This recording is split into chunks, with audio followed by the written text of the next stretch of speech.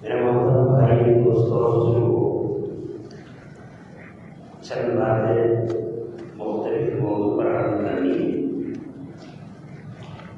سب سے پہلی چیز جو یاد کرنی ہے کہ حق تعالی شانہ کے کھلنے سے آخری اشرہ شروع ہو چکا ہے، یعنی حق تعالی نے ہم پر کرم فرمایا کہ رمضان کا مہینہ ہمیں عطا فرمایا، 2 عشروں سے گزار کر تیسرے عشرے میں ہمیں پہنچا دیا۔ کتنے تو ہمارے بھائی تھے کہ جو شعبان تک ہمارے ساتھ تھے، رمضان سے پہلے سے بسے، اور بعض بھائی ایسے بھی تھے جو شروع رمضان میں ہمارے ساتھ تھے، پہلے عشرے کے بعد سے بسے۔ بعض ایسے بھی ہیں جو دوسرے عشرے کے بعد تیسرا شروع ہونے سے پہلے سے بسے۔ حق تعالی نے کرم فرمایا کہ ہمیں تیسرا عشرہ بھی نصیب فرمایا۔ اس تیسرے عشرے میں اپنی ماں بہنوں سے بڑے ادب احترام سے عرض کروں گا کہ یہ تیسرے عشرے کی 8-10 راتیں ہم کس طرح گزارتے ہیں۔ عام طور پر ماں بہنوں کا مزاج یہ ہوتا ہے کہ ان کی فہرست ہوتی ہے، عید کے کھانے پکانے ہیں، 10 راتیں۔ پہلی رات ہوگی ہماری سنگاپوری کے لیے، دوسری چوڑی کے لیے، تیسری کھاجا پوری کے لیے، چوتھی برفی کے لیے، 5ویں سموسے کے لیے، 6ٹھی بسکٹ کے لیے، 7ویں کیک کے لیے، 8ویں پھر بسکٹ میں بھی مختلف قسم کی بسکٹیں ہوتی ہیں۔ تو ہماری 8-10 راتیں ہر قسم کی ایک نو کے تیار کرنے میں گزر جاتی ہے۔ حالانکہ یہ راتیں تو بہت قیمتی ہیں، اور حق تعالی شانہ نے اپنے فضل سے 20 دن میں اتنی نعمتیں کھلائی کہ پہلے 11 مہینے اتنی نعمتیں ہم نے نہیں کھائی۔ اور حق تعالی کا فضل ہے، حق تعالی پورا سال تو کھلاتے ہیں، لہٰذا ان 10 راتوں میں بجائے اس کے کہ ہم کھانے پکانے کی تقسیم کر دیں اور ہر رات کے لیے ایک آئٹم کو متعین کر دیں، اس سے بہتر یہ ہے کہ یہ جو 10 راتیں ہیں اس میں پہلے 7 راتوں کو نکالتے ہیں، 21، 23، 25، 27، 29، یہ 5 راتوں کو نکالتے ہیں۔ درمیان میں کوئی رات ایسی ہے جو جمعہ کی رات میں جب گھر سے دعوت آتی ہے اس کو بھی نکالتے ہیں، 2 یا 3 رات اس کے لیے مخصوص کرتے ہیں کہ ہماری عید کی ساری تیاریاں، عید کی ساری آئٹمیں، عید کی ساری نعمتیں ہم 2-3 راتوں میں تیار کر لیں گے، اور وہ بھی جمعہ کی رات نہ ہو اور وہ بھی رات نہ ہو۔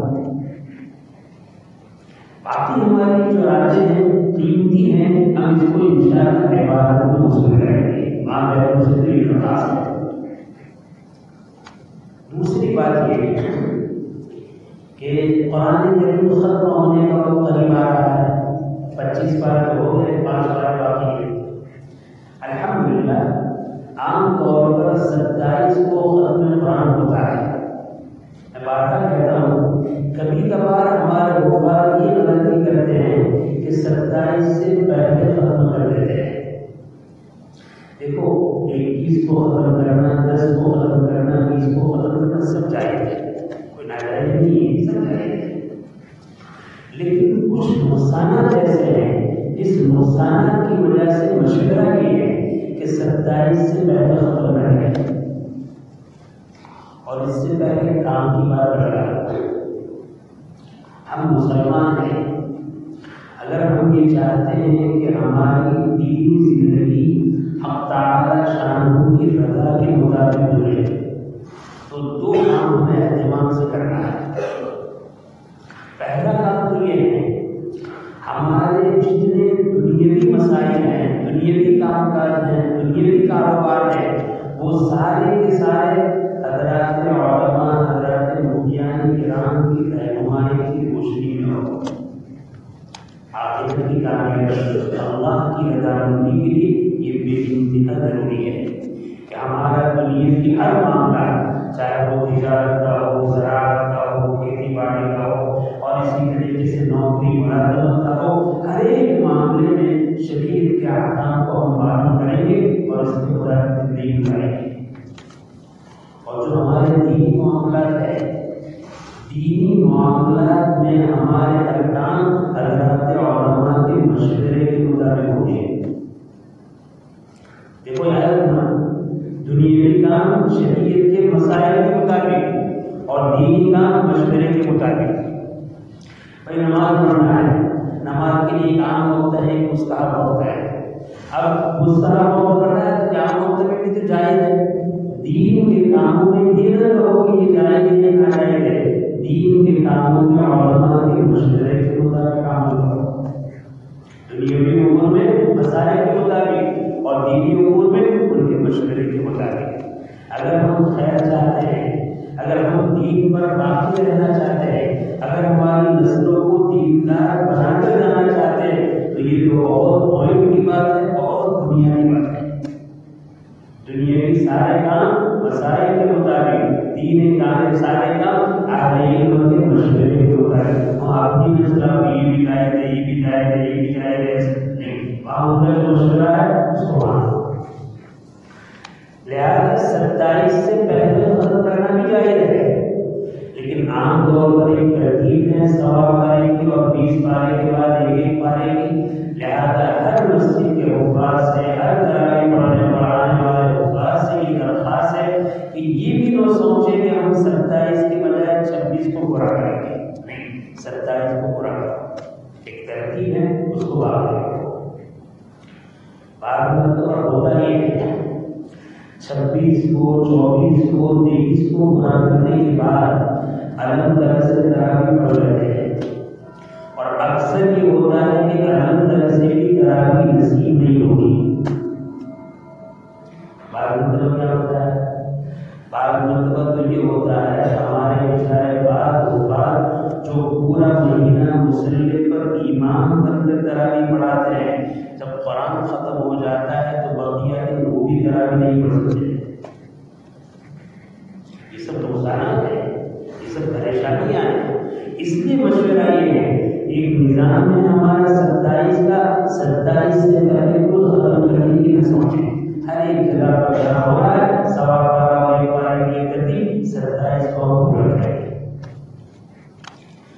تیسری بات یہ ہے، عام طور پر جب 27 کو ختم قرآن ہوتا ہے تو بعض سالوں سے ہمارے بعض نوجوانوں نے، ہمارے بعض بھائیوں نے یہ سلسلہ شروع کیا ہے کہ تراویح کے بعد کھانے کا انتظام کرتے ہیں۔ کھانا پکانا بھی نہ چاہیے نہیں، کھلانا بھی نہ چاہیے، لیکن مشورہ یہ ہے کہ یہ نہ کریں، اس میں نقصان بہت زیادہ ہے۔ سب سے بڑا نقصان یہ دیکھا جاتا ہے کہ اس کھانا پکانے میں اور کھلانے میں کھانے والوں کا، مسلمانوں کا رات کا زیادہ تر حصہ اسی میں چلا جاتا ہے۔ دیر تر اسی میں مشغول، کھانا پکانے والے، کھانے کا انتظام کرنے والے، کھانا کھلانے والے، کھانا کھانے والے دیر رات تک اسی میں مشغول۔ حالانکہ 27 کی رات ہے، بڑی بابرکت رات ہے، اس کا تو ایک ایک قیمت، ایک ایک منٹ بہت زیادہ قیمتی ہے، اس کو اس طرح کھانے پینے میں صرف نہ کریں۔ لہٰذا کوئی بھی مسجد والے اس کی نہ سوچیں کہ ہم 27 کو کھانا پکا کر تراویح کے بعد کھلائیں گے۔ اور میں نے پہلے ایک بات بتائی تھی، حدیث میں ہے تمہارا کھانا منتقل اور صالح ہے۔ آپ یاد رکھیے، رمضان میں تراویح پڑھنے والے 2 قسم کے لوگ ہیں، ایک وہ جو چند دن پڑھتے ہیں، اور ایک ماشاء اللہ جو پورا مہینہ پڑھتے ہیں۔ شروع کے 2-4 دن، 5-6 دن، اور پھر 27 کو۔ اور ایک وہ ہے جو ماشاء اللہ شروع رمضان سے 27 رمضان تک، 29 رمضان تک پابندی سے تراویح پڑھانے والا ہے۔ آپ جو 27 کو کھانا کھلاتے ہیں، پکاتے ہیں، اس میں بڑی تعداد وہ ہوتی ہے جنہوں نے پورے رمضان تراویح نہیں پڑھی۔ آپ نے کس کا انتظام کیا؟ لہٰذا اس رسم کو بھی ختم کرنے کی ضرورت ہے. قدر کوئی آدمی اس کا نہ ارادہ کرے. اگر کسی نے پلان بنایا تو بہت محبت سے اسے درخواست ہے کہ سب کچھ چھوڑ دے. اور دیکھو اگر تمہیں بلانے کا شوق ہے تو میں تمہیں ایک اچھا راستہ دکھاتا ہوں. 27 سے پہلے جلدی باقی ہے. جلدی کا ایام ہے. بنا ٹائم کے چپکے سے کسی دن ڈیٹ پالیسی بنا دو اور تراویح پڑھنے والوں کو بلا دو. 22 سے 23 سے 24 سے 25 سے 26 سے دلا دو. یہ جو اثرات دور گے یہ وہ مسلم گے جو ماشاءاللہ اسکول 30 دن تراویح کا اہتمام کرنے والے ہیں. اور 27 سے زیادہ تر وہ بھی گے جنہوں نے 10 دن کی تراویح کا اہتمام نہیں کیا ہے.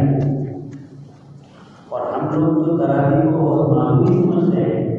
فقہاء نے لکھا ہے بلا وجہ تراویح چھوڑنے والا یا تراویح کے وقت بیٹھا رہنے والا اور بعد میں شریک ہونے والا اس کے اوپر نفاق کا اندیشہ ہے, منافقت بنے کا اندیشہ ہے. لہذا ہمارے بھائی اتنی بڑی غلطی کرے کہ وہ کوئی اہتمام نہ کرے تراویح کا اور ان کے لیے کھانے پینے کا اور پڑھنے کا اتنا انتظام. 27 کو رمضان کا دن کا انتظام ہو, نہ اس طریقے سے گرام مٹائی وغیرہ کا انتظام ہو, نہ کھانے کا انتظام ہو. واقعی میں تمہیں اگر شوق ہے تو بنا تعلیم کے بنا کسی کو خبر کیے ہوئے چل رہے باقی ٹھنڈا بناؤ تراویح کا کیا ہو. یہ اصل جو مخلصین ہیں, یہ اصل جو پابند ہیں, یہ اصل جو صالحین ہیں وہ بھی ہیں گے. یہ کچھ رہا ہے. تیسری بات یہ ہے جو ہر سال میں کہتا رہتا کہ عید کا وقت قریب آ رہا ہے. ہم اپنے اولادوں کے لباس تیار کرتے ہیں لیکن لباس میں ہم دردہ بنا کر نگرانی نہیں کرتے. ہماری بیٹیوں کا ہماری بچیوں کا لباس اتنا بے حیا اور فاحشانہ طور پر ہوتا ہے کہ واقعی میں انسانی حیرت بڑھ جاتی ہے. پہلے تو چھوٹی چھوٹی بچیاں ایسے لباس پہنتی تھی جو لباس بہت ٹوٹا ہوتا تھا, اصلی ہوتی نہیں, یا اصلی ہوتی تھی تو نیٹ بھی ہوتی نہیں. تو پاجامہ ہوتا تھا تو بالکل چست ہوتا تھا, کپڑے ہوتے تھے بالکل باریک ہوتے تھے اور دوپٹہ نام کی کوئی چیز نہیں ہوتی تھی. اب یہ مصیبت دھیرے دھیرے بچیوں سے بڑھ کر بیٹیوں میں آ رہی ہے. اور عید کے موقع پر ہماری بیٹیاں جو لباس تیار کر رہی ہے وہ لباس خاص بے حیائی کا لباس ہوتا ہے, فاحشانہ لباس ہوتا ہے, زانیوں کو دعوت دینے والا لباس ہوتا ہے. ذرا ٹھنڈے دل سے سوچنے کی ضرورت ہے, غور و فکر کی ضرورت ہے. اللہ نے بیٹیوں کی شکل میں عظیم نعمت ہمیں جو عطا فرمائی ہے, کیا ان بیٹیوں کو عید کے موقع پر ایسے بے حیائی کے لباس پہنا کر زانیوں کو آوارگی کا ہم موقع دیں؟ بہت سوچنے کی ضرورت ہے, بہت دھیان رکھنے کی ضرورت ہے. ہمیں اپنے گھر میں اپنے بیٹیوں کا, اپنی بیوی کا, اپنی ماں کا, اپنے گھر کی مسکراہٹ کا دھیان بنانا ہے کہ رمضان اللہ نے تقوی کے لیے دیا ہے اور عید اس کے اظہار کے لیے دیا ہے کہ تقوی پیدا ہو گیا ہے. لہذا عید کا ہمارا لباس بے انتہا شرم و حیا والا. میں تو یہ کہوں گا کہ عام دنوں میں ہمارا جو لباس ہے اگر اس میں شرم و حیا میں کچھ کمی رہ جاتی ہے تو ہمارا عید کا لباس ایسا ہونا چاہیے جس میں شرم و حیا کی تکمیل ہو جائے, شرم و حیا کامل ہو جائے, پوری ہو جائے. لیکن اس پر بالکل دھیان نہیں. ایسا معلوم ہوتا ہے کہ مسلمان سے ایسا مسلمان ہے کہ مسلمان کے گھر میں پیدا ہو گیا, مسلمان کچھ بھی کرے. یاد رکھیے مسلمان کے گھر میں پیدا ہونا مسلمان ہونے کے لیے کافی نہیں ہے. مسلمان عالم کے گھر میں پیدا ہونا مسلمان ہونے کے لیے کافی نہیں ہے. داعی کے گھر میں پیدا ہونا مسلمان ہونے کے لیے کافی نہیں ہے. اللہ کی شریعت کو زندگی میں اتارنا مسلمان ہونے کے لیے ضروری ہے. ایک بات یہ کہ آپ جب لباس تیار کرتے ہیں, لباس خریدتے ہیں, اس بات کا خاص خیال رکھیں اور یہ اپنے ذہن سے نکال ہے کہ یہ چھوٹے بچوں کا لباس ہے، چھوٹی بچیوں کا لباس ہے. میں تو بار-بار کہتا ہوں شرم و حیا پیدا کرنے کا زمانہ ہی بچپنا ہے. اگر بچپن میں آپ نے ان کو موٹا لباس پہنایا ہے تو بعد میں وہ موٹا لباس پہنے گی. بچپن میں آپ نے ان کو بغیر آستین کا لباس پہنایا ہے، نیٹ والے آستین کا لباس پہنایا ہے، چست لباس پہنایا ہے، باریک لباس پہنایا ہے، تو شرم و حیا کو تو آپ نے بچپن میں ختم کر دی. خدا کے بعد مثلا 15 سال کی بیٹیاں ہو جائیں گی اور ایسا لباس پہن کر آئیں گی کہ اس کے باہیں اور اس کے ہاتھ نظر آئیں گے. غیر سے تمہاری آنکھیں جھک جائے گی، سر جھک جائے گا، لیکن شرم و حیا اس سے رخصت ہو جائے گی. تم نہ ان کو کچھ کہہ سکو گے نہ تم اپنا احساس کر سکو گے.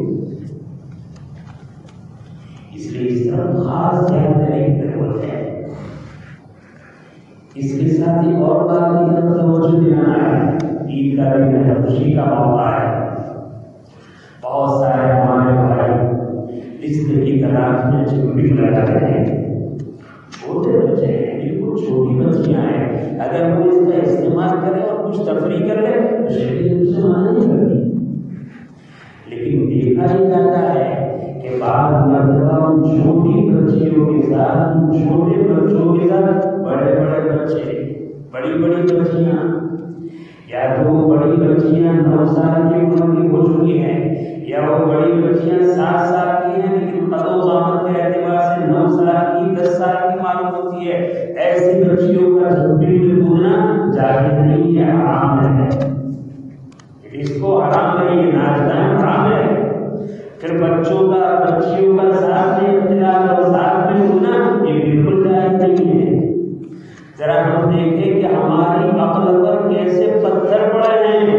رمضان کا مبارک مہینہ گزارنے کے بعد عید کا موقع آتا ہے تو ہم اپنی بڑی بڑی بیٹیوں کو، بڑے بڑے بیٹے کو بغیر اوڑھنی کے، بغیر دوپٹے کے، فیشنیبل لباس کے ساتھ چھتریوں میں گزرتے ہیں اور تماشا دیکھتے ہیں. یہ تو وہ لوگ جن کی غیرت بن چکی ہے، ایمانی حرارت کا جنازہ نکل چکا ہے، ان لوگوں کا کام ہے کہ ان کے سامنے ان کی اولاد اس طرح ڈرتی ہو، اس طرح دھڑکتی ہو اور اس طریقے سے بے حیائی کا مظاہرہ کرے اور وہ دیکھ کر خوش ہو. مسلمان کی شان نہیں ہے، نبی کریم صلی اللہ علیہ وسلم کے امتی کی شان نہیں ہے کہ وہ اس طریقے سے اپنی بچیوں کو اس طرح ناچتے ہوئے اور گھومتے ہوئے ان کی سردی میں خوش ہو. یاد رکھنا، آج اگر 9 سال کی بیٹیوں پر ہم نے قابو نہیں پایا، کل 19 سال کی بیٹیوں پر قابو پانا مشکل ہوگا، اور پرسوں 22 سالہ نوجوان عورتوں کو روکنا مشکل ہوگا. ابھی سے روکیں گے تو ان کا علاج بنے گا، ابھی سے عادت لیں گے پھر خون کے آنسو روکیں گے لیکن کوئی علاج نہیں ہوگا.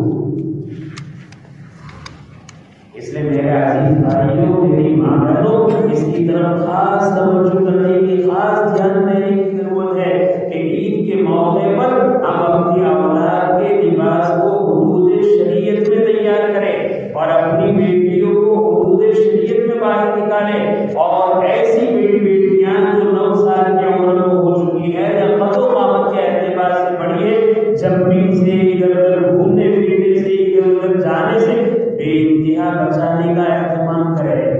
دیکھو ابھی ماحول ہے، ابھی قوت ہے، ابھی قابو ہے کہ اپنی حکمت سے، محبت سے، شفقت سے ان چیزوں پر کنٹرول کر سکتے ہیں. اگر اس وقت کو، اس موقع کو ہم نے گھما دیا پھر آدمی خون کے آنسو روئے گا اور افسوس کرے گا. لیکن پھر افسوس کرنا، پچھتانا، خون کے آنسو رونا کوئی کام نہیں آئے گا. اولاد ہماری ہاتھوں سے پانی کر جائے گی. بے حیائی 1000 کی اسپیڈ پر بڑھ رہی ہے اور شرم و حیا کا میدان 100 کی اسپیڈ پر چل رہا ہے. میرے بھائی ابھی قابو پانے کی ضرورت ہے، ابھی موقع ہے. اس موقع کو بے انتہا غنیمت سمجھے، اس موقع کو بے انتہا قیمتی سمجھے اور اس سے فائدہ ہو رہا ہے. عید کا موقع ہے، خوشی کا موقع ہے. اب تعالیٰ شان نے کیا ہے، بہترین سے بہترین کھانا پکائے اور اپنے اولاد کو کھلائے. بہترین سے بہترین اپنی حیثیت سے شریف والا، شرم و حیا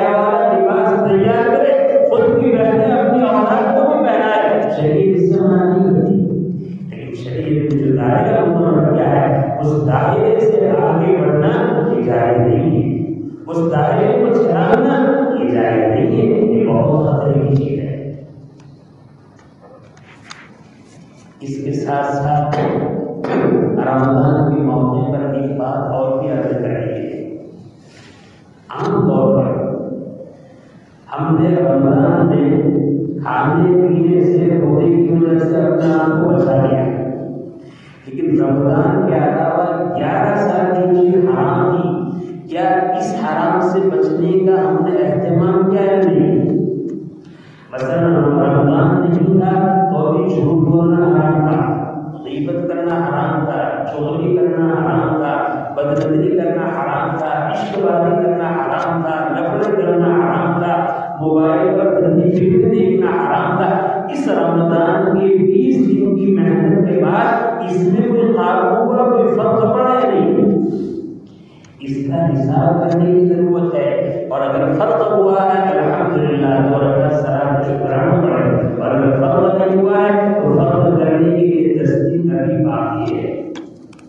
اللہ سے رو رو کر توبہ صلاۃ توبہ پڑھ کر اللہ سے اس بات کی دعا کرنی چاہیے، الہ العالمین تیرے کہنے سے حلال کھانا چھوڑ دیا، حلال پینا چھوڑ دیا، حلال بیوی کو چھوڑ دیا، لیکن جو حرام پہلے بھی حرام تھا اب بھی حرام ہے وہ ہماری بدبختی کی وجہ سے چھوٹا نہیں ہے۔ اے اللہ اپنے فضل سے ان گناہوں سے بھی ہمیں چھٹکارا نصیب فرما دے، ان گناہوں سے ہمیں بچا لے، ان گناہوں کو دور، ان گناہوں سے ہمیں دور کر دے۔ یہ کام ابھی کرنے کی ضرورت ہے، 10 دن ہے۔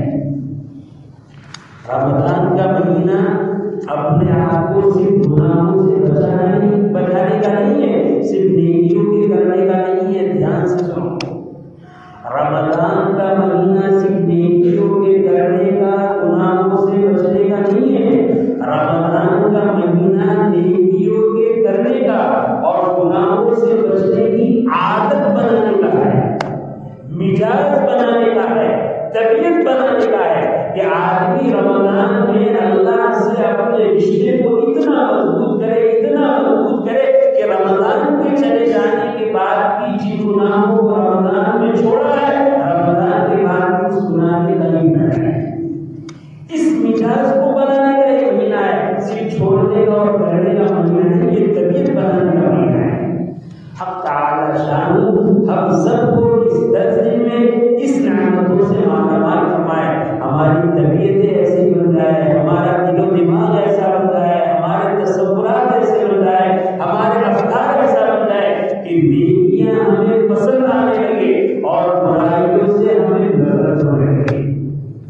جب کسی چیز کی پسندیدگی آتی ہے، محبت ہوتی ہے، تو پھر اس پر پابندی آسان ہوتی ہے، اور جب کسی چیز سے نفرت ہو جاتی ہے تو پھر اس کو چھوڑنا بھی آسان ہو جاتا ہے۔ رمضان کی وجہ سے کچھ عبادتیں کر دی، کچھ گناہوں کو چھوڑا، لیکن طبیعت اور مزاج گناہوں کے چھوڑنے کا نہیں بنا، عبادت کے کرنے کا نہیں بنا، تو میرے بھائی نفس و شیطان تو تیار ہی ہے۔ ایک طرف عید کا چاند ہوا، دوسری طرف ان کی مقداری اور عیادی شروع ہوگی، 30 دن کا مجاہدہ وہ چند دنوں میں کر دے گا۔ یہ چند باتیں ہیں، اس کی طرف خاص توجہ کرنے کی ضرورت ہے۔ ایک مسئلہ ہے صدقۃ الفطر کا، انشاءاللہ اس کو آئندہ بیان کریں گے۔ حق تعالی شان نے جو بات کہہ رہا ہے، حق تعالی ٹھنڈے دل سے ہمیں سوچنے کی توفیق عطا فرمائے۔ بعض مرتبہ شاید اس طرح کہتا ہے، ان لوگوں کو تانکی ہے، یہ کرو یہ کرو یہ نہ کرو۔ میرے بھائی دیکھو، جو بات کہی جاتی ہے وہ خیر خواہی اور ہمدردی پہ کہی جاتی ہے، محبت اور درد سے کہی جاتی ہے۔ میں آپ سے کہتا ہوں، اگر کسی ڈاکٹر نے آپ کو یہ کہا کہ بھائی تم بیمار ہے، یہ چیز کھانا تمہارے لیے مفید ہے اور ان چیزوں کو کھانا تمہارے نقصان دہ ہے، تو میرے بھائی ایسا کہنے کے بعد اگر تم اس پر عمل کرے تو ڈاکٹر کے کا فائدہ ہے، تم نے عمل کیا تو تمہارا اپنا فائدہ ہے، اور تم نے نہیں کیا تو ڈاکٹر کا کوئی نقصان نہیں، نقصان تمہارا ہے۔ میرے بھائی شریعت اسلام میں جتنی بھی باتیں محبت سے بتائی جاتی ہیں جو ہماری ترتیب کے خلاف ہے، گندے معاشرے کے مطابق ہے، اس میں ہمیں یہ سوچنا چاہیے کہ اگر کی قرآن و سنت کی، اللہ اور رسول کی باتوں کو ہم نے نہیں کیا، اس پر عمل نہیں کیا، تو اس نے کہنے والوں کا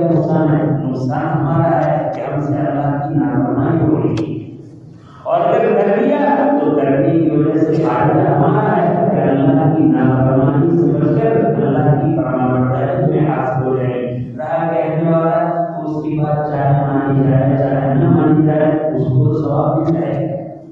لیکن میں یہ کہتا ہوں میں کبھی بات کو اس لیے نہیں کہتا کہ اس لیے مجھے ثواب مل جائے گا.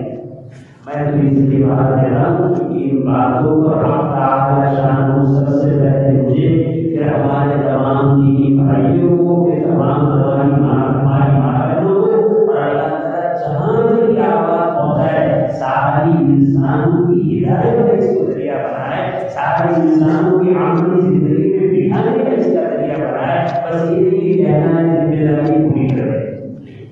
اب تعالیٰ شان مجھے بات یہ ہے اب تعالیٰ عامل توفیق نصیب فرمائے. آمین الحمد للہ رب العالمین. سبحان اللہ وبحمدہ وتبارک اسمہ وتعالی جدہ وجل ثناؤہ ولا إله غيره. اللهم صل على محمد وعلى آل محمد كما صليت على إبراهيم وعلى آل إبراهيم إنك حميد مجيد. اللهم بارك على محمد وعلى آل محمد كما باركت على إبراهيم وعلى آل إبراهيم إنك حميد مجيد. ربنا آتنا في الدنيا حسنة وفي الآخرة حسنة وقنا عذاب النار. ربنا اغفر علينا ربنا اغفر علينا صبرنا ربنا اغفر لنا نورنا واغفر لنا انك على كل شيء قدير. ربنا ظلمنا انفسنا وان لم تغفر لنا وترحمنا لنكونن من الخاسرين. ربنا هب لنا من ازواجنا وذرياتنا قرة اعين واجعلنا للمتقين اماما. ربنا اصرف عنا عذاب جهنم ان عذابها كان غراما. ربنا اننا امنا فاغفر لنا ذنوبنا وكفر عنا سيئاتنا وتوفنا مع الابرار. اللهم اهدنا الصراط المستقيم اللهم اهدنا الصراط المستقيم اللهم اهدنا الصراط المستقيم صراط الذين انعمت عليهم من النبيين والصديقين والشهداء والصالحين غير خزايا ولا ندامى ولا مفتونين. الہ العالمین ہمارے دلوں میں شرح صدر پیدا فرما. اے اللہ ہمارے دلوں میں آپ کی محبت پیدا فرما, اسلام کی عادت پیدا فرما, شعائر اسلام کی عادت پیدا فرما.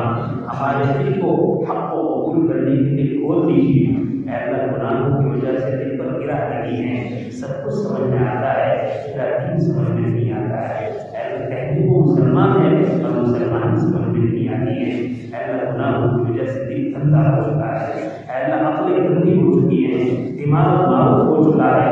اے اللہ ہر اچھی باتیں ہمیں بری معلوم ہوتی ہے اور بری باتیں ہمیں اچھی معلوم ہوتی ہے.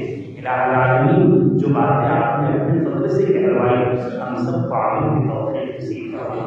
الہ العالمین قرآن کریم کے اے اللہ اس اختتام کو ہمارے لیے باعث خیر و برکت کرنا. اے اللہ قرآن کریم کی تراویح کے اہتمام کو زندگی پر ہماری زندگیوں میں اے اللہ ذاتی کو منظور کر دیجیے. اے اللہ عافیت کے ساتھ پورے مہینے اس کا اہتمام ہمیں نصیب فرما. اے اللہ وہ تراویح جس کو نبی کریم صلی اللہ علیہ وسلم کے ارشاد کے مطابق آپ نے سنت قرار دیا ہو, اے اللہ اس کی عظمت ہمارے دلوں سے نکل چکی ہے. اے اللہ مسجد خالی پڑی ہوئی ہے, اے اللہ اپنی اشرف کو ہو چکا ہے, مسجد ویران نظر آتی ہے. اے اللہ مسجد جو ویران کرتا ہے بستیاں اجاڑ دی جاتی ہیں. اے اللہ ہم آپ سے پناہ مانگتے ہیں اس بات سے کہ ہمارے مسجد کو ویران کرنے سے ہمیں اجاڑ دیا ہے. اے اللہ ہمیں مسجد کو آباد کرنے کی توفیق عطا فرما, ویرانی سے ہماری حفاظت فرما. اے اللہ 27 کے موقع پر جو کھانے کا رواج ہے اے اللہ آپ نے سب اس کو ختم کروا دیجیے, ہمیں اس کی سمجھ نصیب فرما دیجیے. دین کی باتوں کو کھلے دل سے قبول کرنے کا جذبہ نصیب فرما دیجیے. اپنی کام بڑھانے سے ہماری حفاظت کروا دیجیے. اے اللہ عید کا موقع آ رہا ہے, اے اللہ ہمارے بیٹے اور بیٹیوں کی عزت اور عصمت کی حفاظت فرما. اے اللہ حالات بے انتہا خطرناک ہے, بے حیائی عام ہو چکی ہے, بے شرمی عام ہو چکی ہے, زناکاری کے راستے کھل چکے ہیں, شیطان تیزی سے لگتا رہا ہے اور ہم نے اس کے معاون بن رہے ہیں. اے اللہ ہمارا کتنا بڑا قصور ہے, ہم اپنے اولاد کو اپنے ہاتھوں گناہوں میں مبتلا کر رہے ہیں, اپنی اولاد کو اپنے ہاتھوں ان کی عزت کا نیلام کر رہے ہیں. اے اللہ ہماری غیرت بڑھ چکی ہے, اے اللہ اسلامی حرارت بڑھ چکی ہے. اے اللہ ہمیں اسلام کو غیرت عطا فرما, اسلامی قوت نصیب فرما, اسلامی ہمدردی نصیب فرما, اسلامی خمخاری نصیب فرما. اے اللہ حضرات صحابہ سے عفت و عصمت پر جان دینا ان کے لیے آسان تھا, آج اسی عفت و عصمت کو اے اللہ ماں باپ ہونے کے باوجود ہم اٹھا رہے ہیں۔ اے اللہ عورتیں غلط کام کرتی ہیں، اے اللہ شوہر اس کا ساتھ دیتا ہے، اولاد غلط کام کرتی ہے، اے اللہ ماں باپ اس کا ساتھ دیتی ہے، اے اللہ بے تباہی، اے اللہ تباہی کی انتہا پر پہنچ گئے۔ اے ماں باپ ہماری ایمان کی حفاظت فرما، ہمارے اعمال کی حفاظت فرما۔ اے اللہ کتنے تیرے بندے اور بندیاں ہیں عید کے آنے سے پہلے اے اللہ ان کے کپڑے تیار ہو چکے ہیں، اے اللہ ان کے اے اللہ سیورات تیار ہو چکے ہیں، ان کے جوتے اور چادر تیار ہو چکے ہیں۔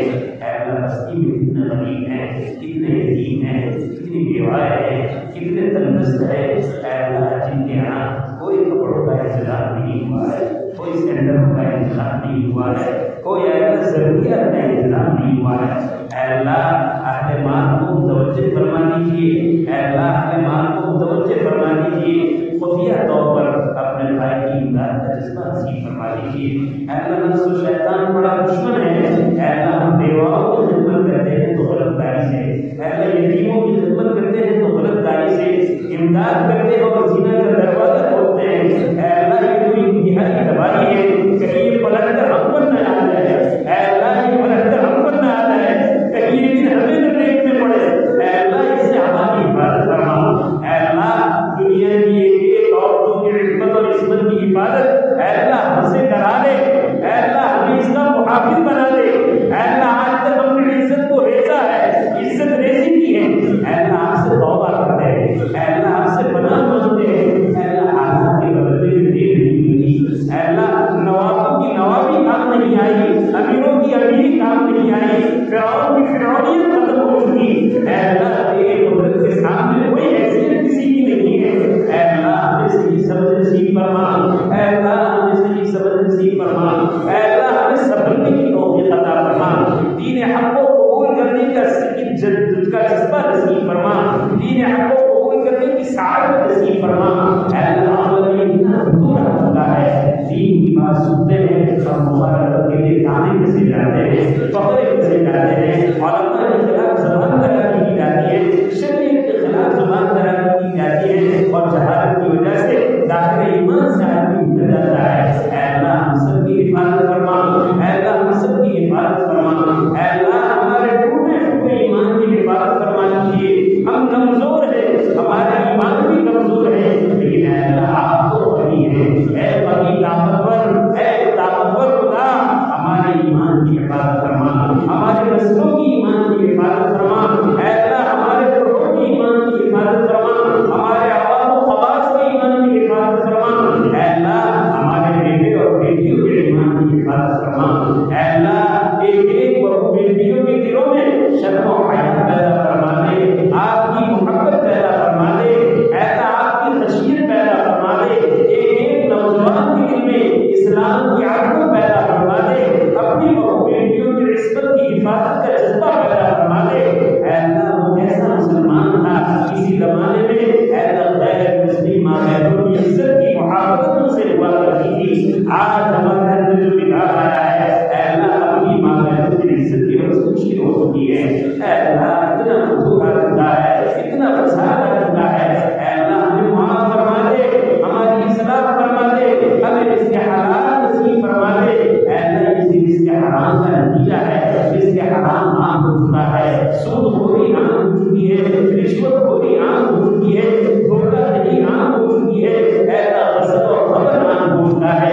اے اللہ حرام مال کے حاصل کرنے کے کون سے راستے ہیں جس کو ہم نے چھوڑے ہو، اے اللہ کون سے طریقے ہیں جس کو ہم نے نہ اپنائے ہو، اے اللہ اس کے حالات اس کا حرام اتنا عام ہوا کہ اس کے حالات مشکل ہو گیا، اس کے حالات کے دروازے تنگ ہو گئے، یعنی ماں اس کی ہم نے دیکھ لی، عورتوں نے شوہروں کی نافرمانیاں شروع کر دی، بیٹوں نے باپ کی نافرمانیاں شروع کر دی، بیٹیوں نے اپنی عزت کا سودا کرنا شروع کر دیا۔ اے اللہ اس کے حرام کی نوبت ہے، اے اللہ ہمیں بچا لے، اے اللہ ہمیں بچا لے، اے اللہ ہمیں اس کے حالات اور دین نصیب فرما۔ اے اللہ ہم کا بہت بڑا طبقہ جس کے حالات کے بعد میں پریشان ہوتے ہیں، اے اللہ ہر ایک کی پریشانی کو قبول فرما دیجیے اور اپنے مقام پر عافیت السلام کی عزت سہولت کے ساتھ پاکیزہ عزت نصیب فرما، برکت والا عزت نصیب فرما، اپنی ضرورت کو پورا کرنے والا عزت نصیب فرما۔ محتاجگی کو دور کرنے والا رزق نصیب فرما، اس کے حلال اور طیب نصیب فرما، اس کے حرام و حرام، اس کے مشتبہ سے ہماری حفاظت فرما، اے اللہ خیر کو مقدر فرما، اے اللہ شر سے حفاظت فرما، اے اللہ ہمارے بیماروں کو شفائے کاملہ عاجلہ دائمہ مستقلہ نصیب فرما، ہمارے پریشان حالوں کی پریشانیوں کو دور فرما، اے اللہ خیر و عمل میں محفوظ کی، اے اللہ نجات کی اور رہائی کی شکل پیدا فرما، اے اللہ حرمین شریفین کی حفاظت فرما، بیت المقدس کی حفاظت فرما، اے اللہ مراکز قرآنیہ، مدارس دینیہ، اے اللہ مراکز تبلیغ، اے اللہ خاندانوں کی حفاظت فرما، اے اللہ کام کرنے والوں کو اخلاص نصیب فرما، کام کرنے والوں کی مدد فرما، کام کرنے والوں کی اتحاد اتفاق نصیب فرما، اختلاف اور انتشار کو ختم فرما، احترام عالمیت پیدا فرما، احترام انسانیت پیدا فرما، اے اللہ ہمارے قلوب کو حسد سے، بغض سے، عداوت سے، کینے سے پاک اور صاف کر دیجیے،